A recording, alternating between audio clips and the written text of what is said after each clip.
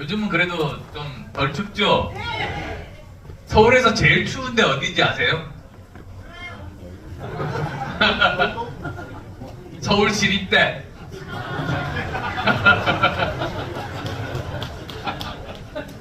어쨌든 추운 겨울에도 열심히 이제 여러 곳을 이렇게 돌아다니고 있습니다. 근데 추운 가운데서도 그 생각이 들더라고요. 내년이 정말로 중요합니다.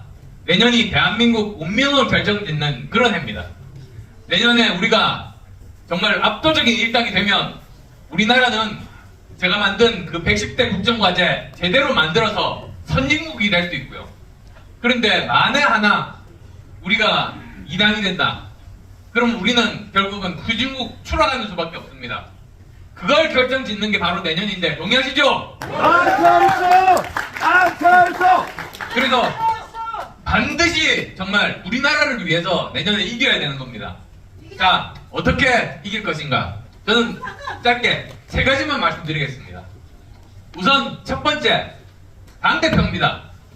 사실 당대표가 한 표라도 더 얻고 한 사람이라도 더 당선시키고 그리고 또 한 사람이라도 더 지원 유세를 받아야 되지 않습니까? 당대표가 이렇게 지원 유세를 하고 있는데 저 사람 누구지? 그렇게 되면 되겠습니까? 모든 사람들이 다 아는 당대표가 나와야 그래도 한 사람이라도 더 당선시킬 수 있고 한 표라도 더 받을 수 있는 겁니다. 근데 뭐 아시다시피 저는 삼선 의원입니다. 서울에서 그 어려운 노원에서 초선 재선 그 다음에 또 지금 경기도에서 3선을 하고 있습니다.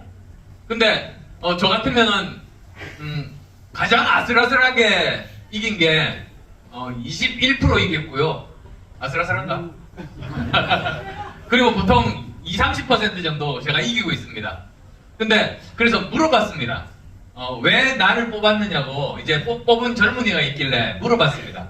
그랬더니 간단합니다. 이 친구가 하는 얘기가 이겁니다. 정치인들이 말로만 하고 거짓말하고 행동으로 안 옮기고 자기 너무 이게 싫대요. 근데 정말 그렇게 책임을 지고 나라를 이제 맡으면 사실 나라에 위기가 왔을 때 자기 목숨도 내놓을 수 있는 사람이어야 되지 않습니까?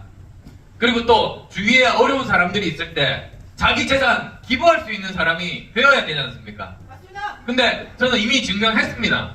저는 지난번에 대구에서 코로나 때 그때 다들 무서워서 아예 근처에도 못 갈 때 저는 목숨 걸고 가서 봉사했습니다.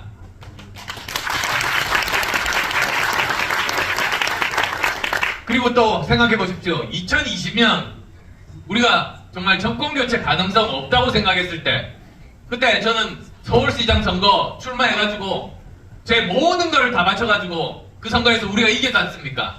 그래서 드디어 우리가 정권교체의 가능성을 확보를 하고 그리고 윤석열 대통령과 단일화를 통해서 드디어 우리가 정권교체를 이루었습니다. 저는 그때 제가 군인 같은 심정이었거든요. 제 목숨을 바쳐서라도 정말 이재명이 되면 안 되니까 제 목숨을 바쳐서라도 우리나라를 구하고 싶은 그 심정이었다는 말씀. 코로나 때도 그랬고 대선 때도 그랬습니다. 그리고 제가 정치하기 훨씬 전입니다만 그때 안랩이라고 V3 아시죠? 만든 그 회사 지분 절반을 기부했습니다. 그게 액수가 1,500억인데요. 150억이나 15억이 아니고요. 근데 그거를 제가 왜 기부했느냐? 문재인이 대통령이 되니까 우리나라 원자력 발전 연구비를 다 끊어버리는 겁니다. 그럼 우리나라 망하겠더라고요. 그래서 제가 그 돈 기부해가지고 원자력 발전 연구 계속하는 데 쓰게 했습니다.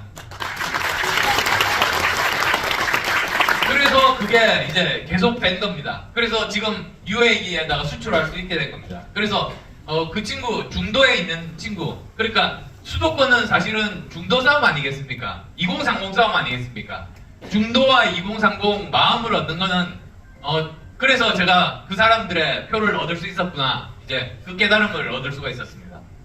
그 다음에 또 두 번째로 생각할 때 정말로 중요한 거는 사실은 뭐 제가 직접 보여드렸죠. 작년에 제가 개항 와가지고 여러 번 제가 정말 유영선 후보 당선되기 위해서 지원 유세 많이 한 거 모든 분들이 다 아실 겁니다. 그게 스토리가 있습니다. 그게 제가 그 대통령직 인수위원장을 마치고 나서 뭐랄까 이재명을 잡아야겠다 결심했습니다. 그래서 주소를 찾아보니까 딱 거기 살더라고요. 거기 살아서 제가 거기서 출마 선언했습니다. 이재명하고 붙겠다 출마 선언했더니 바로 그 다음날 개항을로 달아났어요. 그러니까 아니 남자가 진짜 아이고 정말 뭐라고 해야 되나 정말 아니 저 그때 그걸 보고 제가 열이 받아가지고 머릿속이 하얘지고 아무 생각이 안 나더라고요. 저도 사실 경상도 남자거든요. 그러니까 저희 집안이 경북 영주가 제 뿌리입니다. 경북 영주하고 예천하고 그리고 안동에 저희 집안 어르신들이 다 살고 계시고요. 저희 할아버님이 부산상업고등학교 유학 가시면서 할아버님 때부터 부산에서 살았습니다만 원래 제 뿌리가 경북 영주입니다. 근데 도저히 안 되겠더라고요. 제가 보니까 얘가 정말 개항을 만만하게 보고 자기는 여기서 선거운동 안 해도 자기는 당선된다. 전국 유세 다니면서 많은 그 민주당 후보들 당선시키겠다. 그 계획을 세우고 여기 온 거예요. 그게 사실은 그게 윤영선 후보하고 저한테 얼마나 큰 모독입니까? 그래서 정말 이대로 둬서 안 되겠다 싶어서 여기 와서 열심히 운동을 했더니 처음에 격차가 여론조사 격차가 한 20% 정도 났었던 것 같은데 한 자리 숫자로 좁혀졌지 않습니까? 근데 아시다시피 이 사람이 겁이 굉장히 많거든요. 윤영선 후보보다 눈도 작아서 겁도 더 많고요. 그러다 보니까 오히려 자기가 떨어질 줄 알고 놀래가지고 결국 다른데 지원 유세 못했습니다. 그래서 이제 그 자기 계획에 실패했고요. 저는 대신에 지원 유세 50번 했습니다. 13일인데요. 사실은 그 지방선거하고 그 다음에 저는 이제 국회의원 재보궐선거 나왔으니까 저도 13일인데 50분 동안 지원 유세하면 어떤지 아실 겁니다. 저는 제 유세 거의 잘 못하고 다른 분들 도와주는데 열심히 갔습니다. 개항을 열심히 오고 그 다음 또 전국에 어려운 곳 열심히 다녔습니다. 그래서 그 중에서 예를 들자면은 그 어디입니까? 그 거기가 어디더라? 군포 맞다. 군포시라고 혹시 아십니까? 군포시는 30, 40대 저 부모들이 많아가지고요. 절대 우리 시장이 당선되는 데가 아닙니다. 근데 군포시 삼선 민주당 시장이 한 사람이 있는데 그 사람 집에 찾아가서 열심히 설득해서 우리 당에 입당시켰습니다. 그리고 또 거기에 그 사람하고 함께 3번 유세 열심히 했거든요. 그랬더니 1000표 우리 시장이 이겨서 당선됐습니다. 그리고 그것뿐만이 아니고 사실 문제의 근원이 뭐 이렇게 말하면 그렇지만 성남이죠. 성남. 제 지역구이기도 한데 성남이 지금 이재명이 8년 동안 시장하고 은수미 4년 시장하면서 완전히 버려놨던 거 아닙니까? 거기를 바로 잡아야 되겠다고 생각했습니다. 그래가지고 다행히 또 저희 그 의과대 같은 의사 또 이제 의사인 그 신상진 선배라고 있습니다. 그분이 시장 후보로 나와가지고 거기는 또 6번 정도 제가 열심히 지원 유세를 했거든요. 그랬더니 또 신상진 후보가 당선됐습니다. 그 다음에 세 번째로 정말로 중요한 게 우리가 공천파동이 있으면 안 됩니다. 근데 이길 선거 공천파동 때문에 지고 공천파동 때문에 지고 공천파동 때문에 졌는데 그 이유가 이렇게 제가 이렇게 따지고 보니까 여러 번 이렇게 전당대회 나오고 그 다음에 무슨 원내대표 나오고 이런 사람들이 자기 뒤에 결국은 이렇게 봐줄 사람이 많아집니다. 낙하산 부대를 가지고 있습니다. 그 사람이 당선되면 여기서 뭐라고 떠들건 간에 그 낙하산 부대들 꽂을 수밖에 없거든요. 그런데 그러다 보니까 주로 어디냐? 영남입니다.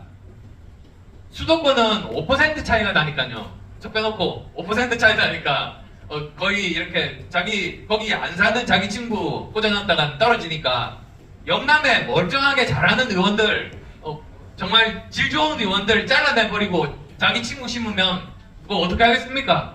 거기 민주당 당선시킬 수는 없으니까 우리 후보 당선시키지만 그 모습 보고 실망한 수도권에서 전멸합니다. 그게 지난번에 우리가 121석 중에 17석밖에 못 얻고 우리가 115석짜리 정당으로 쪼그라든 그 이유 아닙니까? 근데 저는 자신있게 말씀드리는데 저는 빚지지 않았습니다. 저는 시스템 공천을 할 겁니다. 정말로 그 지역에서 오랫동안 열심히 일하신 분, 그리고 그 지역에서 평판 좋고 명망이 있으신 분, 그 지역 발전을 위해서 정말 열심히 봉사하신 분들, 그리고 또 만약에 의원 출신이라고 하면 그 의정 활동 그 결과 보고서들, 이런 것들을 다 계량화해가지고, 그래서 차이가 너무나 확실하게 나면 그분이 그대로 공천받으시는 거고, 만약에 그렇지 않고 어느 정도 차이가 난다고 해도 저는 가능하면 경선을 시킬 계획입니다. 그렇게 돼야지 괜히 무소속 나가서 괜히 저 민주당 어부지리 줄 필요 없지 않습니까? 맞습니다. 그래서 경선에서 이기는 사람, 그 사람 공천 주면 저는 문제 없다고 봅니다. 그래서 정말로 제가 만들고 싶은 우리 당의 모습은, 국민의힘은 공천 파동 정당이 아닙니다. 우리는 공천 파동 정당이 아니라 정당한 공천 정당, 실력 있는 공천 정당, 이기는 공천 정당, 꼭 그렇게 저는 만들겠습니다. 고맙습니다.